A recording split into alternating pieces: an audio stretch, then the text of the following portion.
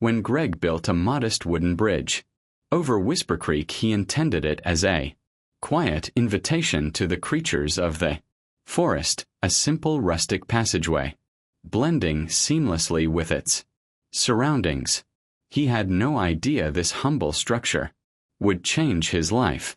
After installing a trail camera, he was stunned by the discovery. A mother bobcat and her two playful kittens had begun crossing the bridge daily, captivating him with their quiet routines and wild beauty. Then suddenly, the bobcats disappeared. Days stretched into anxious weeks as Greg grappled with an unsettling question. Had he inadvertently brought danger to the family he'd grown to love? This is the true story of an alliance between a man and the bobcats who became his protectors, quietly guarding him from an unseen threat. Before we start, hit the like button and make sure to subscribe if you haven't, and hit that notification bell so that you won't miss any new stories. The woods behind Greg's house in Linfield, Massachusetts were more than just a collection of trees. They were a separate world, a wild, breathing entity that began where his manicured lawn ended. For years he had looked out his kitchen window, a mug of coffee warming his hands, and felt the pull of that untamed space. It was a tapestry of ancient oaks, slender maples, and dense undergrowth stitched together with threads of bird song and the rustle of unseen creatures. A small, determined creek which he affectionately called Whisper Creek carved a meandering path through the forest floor, marking a natural yet inconvenient boundary. Greg, a retired architect in his late 60s, with a quiet demeanor and hands that were still nimble and creative, had spent the better part of his life designing structures that imposed order on the landscape. Now, in the autumn of his years, he felt an increasing desire to do the opposite, to build something that didn't conquer nature but deferred to it. He wanted a way to cross Whisper Creek, to step from his world into its without disturbing the sanctity of the place. The idea for the bridge came to him one crisp October morning. It wouldn't be a grand affair of steel and concrete, but a simple rustic structure of wood, something that looked as if it had grown there. He spent a week sketching designs, his old professional habits merging with his new, more organic purpose. He chose sturdy cedar for its resilience against the New England weather and began the work himself. The project became his meditation. The scent of sawdust mingled with the earthy aroma of fallen leaves. The rhythmic rasp of his hand plane and the solid thud of the mallet were the only sounds that broke the woodland's peace. When it was finished, the bridge was a thing of simple beauty. It arched gracefully over Whisper Creek, its handrails smooth and inviting, its planks settling into the landscape as if they had always been there. It was more than a crossing. It was an invitation. Curiosity, the engine of so many great discoveries, began to hum within him. Who or what would accept his invitation? He wanted to know about the secret lives of the forest, the comings and goings that happened under the cloak of darkness or in the fleeting moments of twilight. The next day, he drove into town and purchased a trail camera. He mounted it on an old oak tree, its lens aimed squarely at the entrance to his new bridge. He felt a thrill of anticipation, the same feeling he used to get as a boy, setting up a tent in the backyard, waiting for the magic of the night to unfold. The first few days of footage were a charming, if predictable, parade of woodland locals. A portly raccoon, its masked face looking directly into the camera with comical surprise, ambled across one night. A family of white-tailed deer, graceful and cautious, picked their way Over the planks at dawn their breath, misting in the cool air. Squirrels in their frantic endless pursuit of acorns, treated the bridge like their personal highway. Greg would download the images each morning, smiling at the silent stories they told. The bridge was a success. It was being used. Then one Monday morning everything changed. As he scrolled through the night's captures, he stopped, his breath catching in his throat. There, bathed in the ethereal gray-green light of the infrared camera, was a creature of breathtaking wildness. It was a bobcat. The animal was poised at the edge of the bridge, one paw lifted, its tufted ears erect and alert. Its coat was a mesmerizing pattern of spots and stripes, a perfect camouflage of tawny brown, gray, and black. But it was the eyes that held him captive, luminous, intelligent, and utterly untamed. They seemed to hold the very essence of the forest. Greg leaned closer to the screen, his heart thumping. The bobcat took a deliberate silent step onto the bridge, its movements a study in fluid power. And then, following behind her, two smaller versions of herself tumbled into view. Kittens. They were clumsy and playful, batting at each other and their mother's switching tail. One pounced on a drifting leaf, attacking it with mock ferocity, while the other tried to climb the handrail, lost its footing, and rolled onto its back in a fluffy heap. The mother, patient and watchful, nudged them along. Greg watched utterly mesmerized as the small family made their way across the bridge and disappeared into the woods on the other side. He replayed the short video clip again and again, a wide, incredulous smile spreading across his face. He felt like he had been given a secret password, granted access to a hidden club. He decided to name the mother Bobcat, Marble, for the beautiful, intricate patterns of her coat that reminded him of polished stone. For the next 3 weeks, Marble and her kittens became the protagonists of his morning ritual. They were remarkably consistent, crossing the bridge from the deeper woods into the strip of forest bordering his property shortly after dusk and returning just before sunrise. Greg's trail camera became his window into their world. He watched the kittens grow, their playful tumbles becoming more coordinated, their mock hunts more skillful. The bridge was their stage, and he was their sole captivated audience. The simple wooden structure had become a conduit not just for the animals but for a profound sense of connection that flowed from the wild heart of the forest directly into his own. The abrupt silence was more jarring than any noise. For 23 consecutive days, Greg's morning had begun with the quiet thrill of watching Marble and her kittens. Then on the 24th day, there was nothing. The trail camera's memory card was filled with the usual suspects: a skittish fox, a doe and her fawn, the ever-present squirrels. But of the bobcats, there was no sign. Not a single frame. They probably just found a new route, he told himself, trying to quell a rising tide of unease. Animals were creatures of opportunity, not habit. It was foolish to expect them to adhere to a human-made schedule. But the next morning the result was the same. And the next. The emptiness on the screen began to feel like a physical presence, a void where the magic had been. Greg found himself checking the camera's live feed on his computer throughout the day, a futile act he knew was irrational. The bobcats were nocturnal.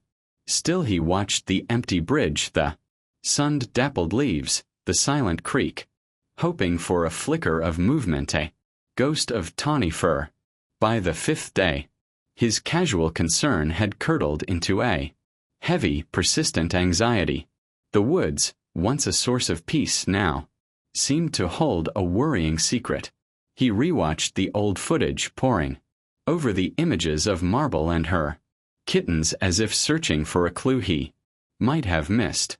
He saw her maternal devotion, the way she would groom her kittens with a rough tongue, the constant vigilance in her golden eyes. He saw their innocent play, their complete trust in her protection. Where had they gone? His mind, a workshop, accustomed to solving structural problems, began constructing worst-case scenarios. Had they fallen prey to a larger predator like a coyote? Had one of the kittens been injured, forcing Marble to find a new, safer territory? Or the thought that twisted his gut the most: had they encountered a human threat? A speeding car on the nearby road? A trap set by someone less enchanted by their presence? Linfield was a quiet town, but it wasn't immune to the conflicts that arose when human and animal worlds overlapped. The silence stretched into a week. The joy he had taken in the bridge soured into something akin to regret. Had he made a mistake?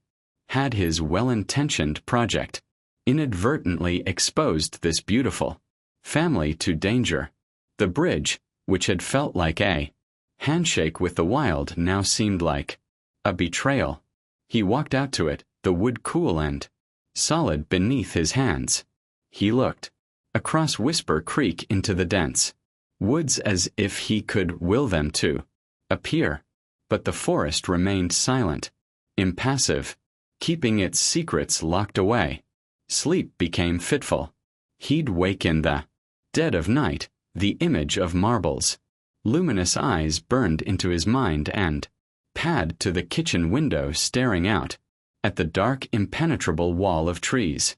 The unknown was a heavy blanket, smothering the peace he had so carefully cultivated in his retirement. He missed them.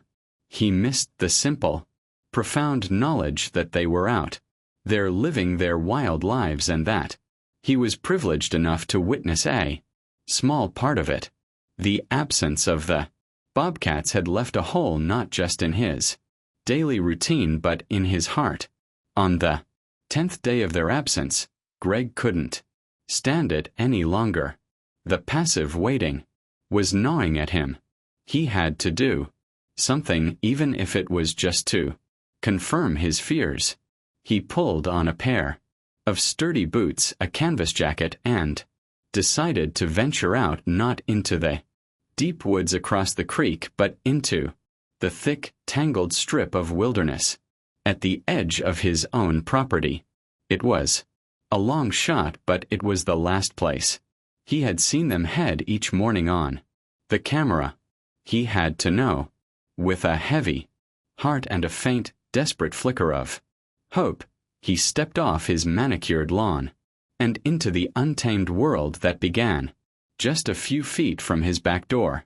The undergrowth was thicker than he'd anticipated. Thorny vines snagged at his jacket, and fallen branches hidden beneath a carpet of damp leaves shifted under his weight. The air was cool and smelled of rich soil and decaying wood. It was a world away from his neat, orderly backyard. Here nature was in charge, chaotic and beautifully indifferent to human design.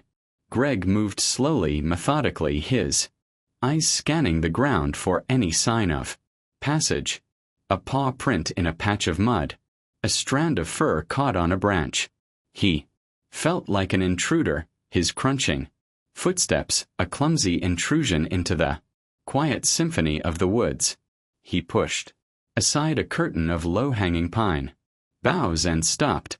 Before him was a massive ancient oak that had been toppled in a storm years ago. Its colossal root ball, ripped from the earth, stood on its side like a gnarled earthen wall, creating a natural cavern beneath. The trunk, the entrance to the hollow, was dark and deep, shielded by a thicket of wild raspberry bushes.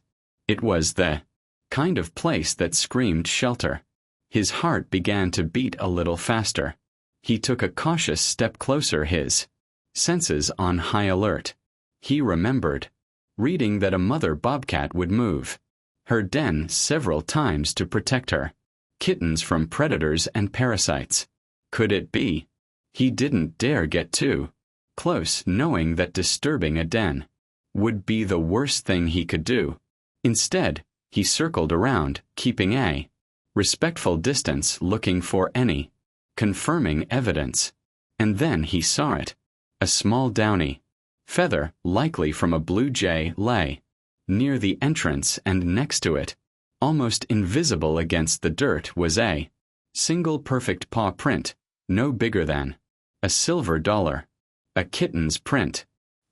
Wave of relief so profound it almost buckled his knees, washed over him. They were here. They were safe. Marble hadn't abandoned his woods.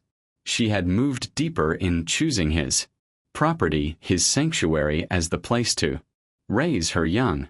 She had assessed the landscape, the creek, the cover of the woods, the quiet of his backyard, and deemed it safe. The realization was humbling. She hadn't just crossed his bridge. She had accepted his unspoken offer of peace. He backed away as silently as he had come, a huge weight lifting from his shoulders. Back in the house, he felt a renewed sense of purpose. He couldn't use the trail camera near the den. That would be an unforgivable intrusion.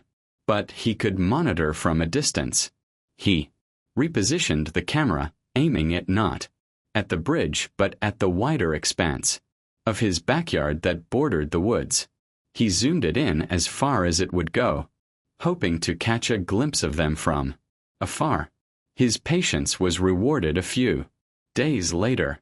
In the soft light of late afternoon, a flicker of movement at the edge of the screen caught his eye. It was Marble. She emerged from the woods with the same silent, deliberate grace he remembered. But this time she was on a mission.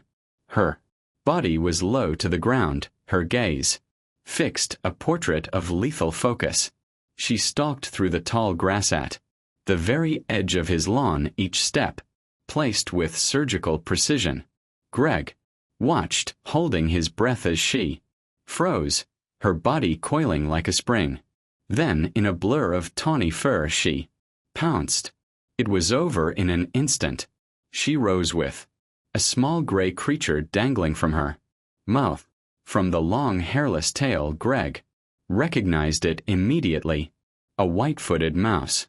He watched as she carried her prize back toward the den, disappearing into the shadows to feed her hungry kittens. Greg felt a surge of pride, as if he were watching one of his own children succeed. But another thought began to surface. Memory from a town hall meeting or a local news article. Something about mice and the dangers they carried. This wasn't just any mouse. The white-footed mouse, he recalled with a dawning sense of clarity, was the primary carrier for the black-legged ticks that transmit Lyme disease. A shiver entirely unrelated to the autumn chill ran down his spine. Last summer, his next-door neighbor's daughter, a vibrant college athlete, had been struck down by a debilitating case of Lyme disease. He remembered her parents' anguish, the months of fatigue, joint pain, and neurological symptoms she had endured. The threat wasn't abstract. It was real. And it was right here in their leafy, idyllic corner of Massachusetts.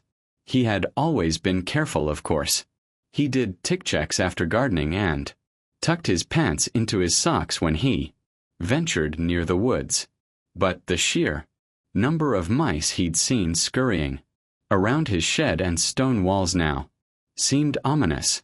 He had been living on the front lines of a silent epidemic, completely unaware of the risk. He sat back in his chair, the trail cam footage still playing on a loop on his monitor. He watched Marble's perfect efficient hunt again. That single swift pounce. wasn't just an act of survival for her family. It was an act of protection for his. New and profound understanding began to settle over him. He had been so worried about the bobcat's safety, feeling a paternalistic responsibility for them. He had seen himself as their benefactor, the kind man who had built them a bridge. But he had it all wrong. The relationship wasn't one-sided. In her own wild way, Marble was protecting him too. He had invited her in, and she was quietly, diligently standing guard. The revelation sent Greg on a new mission.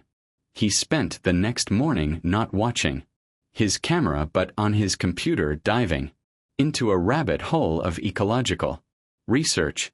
He typed bobcats and Lyme disease into the search bar, and a world of information unfolded before him.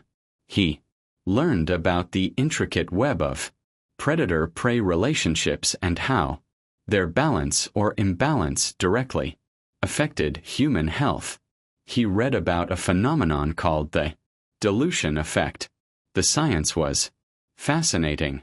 In a healthy, diverse ecosystem with a robust population of predators like bobcats and foxes, the number of small disease-carrying mammals, like white-footed mice, is kept in check. Ticks have fewer infected hosts to feed on, and so the prevalence of the Lyme-causing bacteria Borrelia burgdorferi is diluted within the tick population. Conversely, in fragmented habitats where top predators have been eliminated, mice populations explode and the risk of Lyme disease skyrockets. It was a perfect, elegant system, a form of natural public health management that had been operating for millennia.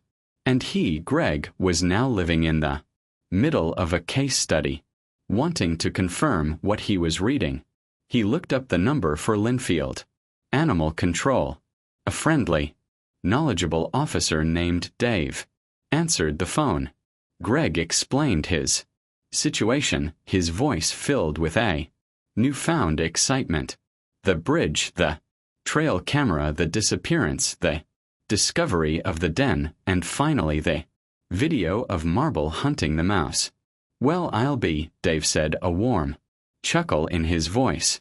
"You've got yourself a front row seat to one of nature's best shows, sir, and you've hit the nail on the head about the Lyme disease connection." Dave went on to explain it in layman's terms, his words confirming everything Greg had read. "We get calls sometimes from folks who are nervous about seeing a bobcat," he said. "They worry about their pets or their kids, and we always try to educate them. A bobcat wants nothing to do with you. They are incredibly shy. What they do want is a healthy diet of squirrels, rabbits, and especially mice. We consider them one of our greatest allies in managing the tick population. Every mouse a bobcat takes out of the ecosystem is dozens, maybe hundreds of potentially infected ticks that won't be latching onto people or pets." Greg felt a swell of vindication. "So, by having her den on my property, I'm actually safer, in a way?" "Yes," Dave confirmed. "She's created a zone of protection around her den. She'll be actively hunting in that area, significantly reducing the number of infected mice. You've done her a favor by providing a safe, quiet space, and she's returning that favor in a way she'll never understand. It's a perfect example of coexistence. You leave her be and she'll help keep you safe. You're a lucky man, Greg." After hanging up the phone, Greg walked to his kitchen window and looked out at the woods. Everything looked different now, imbued with a deeper meaning. The rustling leaves weren't just the wind. They were the sound of a complex, interconnected world at work. The trees weren't just scenery. They were a habitat, a shelter, a pantry. His backyard wasn't just his property. It was a shared space, a frontier where Two worlds met and against all odds had found a way to help each other. He thought back to his initial impulse to build the bridge. It had been a simple, almost selfish desire to connect with the woods. He had never imagined the profound reciprocal nature of that connection. He had worried about the bobcats' well-being, feeling a sense of responsibility for them. Now he understood that the responsibility flowed both ways. In creating a small haven for Marble, he had unknowingly invited a guardian into his life. She was the wild, silent protector of his home, a furry, tuft-eared angel of public health. As the days turned into weeks, Greg settled into a new routine of respectful observation. He would occasionally catch a glimpse of the kittens, bigger now, venturing out from the den to explore under Marble's watchful eye. He saw them practicing their pouncing skills on blades of grass and chasing butterflies, their youthful energy a joyous sight. He never approached. He simply watched from his window, his heart full. One evening, as dusk was painting the sky in shades of purple and orange, he saw the family emerge and head towards the bridge. It was the first time they had used it since he discovered the den. Marble led the way as always, confident and poised. The kittens, no longer clumsy toddlers, but lanky adolescents, followed close behind. They paused in the middle of the bridge, and for a moment Marble looked back, not at him, but in the general direction of the house. It was probably a coincidence, a trick of the light, but in that moment Greg felt a sense of acknowledgement, of a shared understanding that transcended species. It was a silent thank you for the sanctuary, for the peace. And Greg sent his own silent thank you back to her. Thank you for choosing my woods. Thank you for keeping us safe. He looked at the simple wooden bridge he had built with his own two hands. It had started as a path into the forest, a way for him to access the wild. But it had become so much more than that. It was a symbol of a bond he never expected, a testament to the fact that the most profound connections are often the ones we don't seek, but that find us when we simply open a door or build a bridge and wait to see who crosses. It hadn't just led him into the wild. It had brought the very heart of the wild, in all its beauty and protective power, right home to him.